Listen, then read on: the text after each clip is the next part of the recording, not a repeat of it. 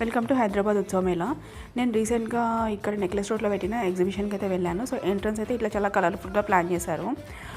And ఇక్కడ నుంచి కొంచెం ఫ్రంట్కి వెళ్ళిన తర్వాత మనకి ఒక క్యూట్ క్రిస్మస్ థీమ్ కూడా సెట్ చేస్తారు. అక్కడ నుంచి ఇంకొంచెం ఫ్రంట్కి వెళ్ళాక అంటార్కిటికా థీమ్తో ఒక సెట్ అయితే చేశారనమాట. అది చాలా బ్యూటిఫుల్ అనిపించింది నాకు. Penguins, elephants, seals, wild cats, polar bears, igloos అవన్నీ ఉన్నాయి. అక్కడి నుంచి ఇంకొంచెం లోపలికి ఎంటర్ అవ్వగానే మనకి స్టాల్స్ అవన్నీ సెట్ చేశారు. సో ఆ స్టాల్స్ అన్నీ ఏంటంటే క్లోత్స్, బ్యాంగిల్స్, కిడ్స్ టాయ్స్ అవన్నీ ఉన్నాయి.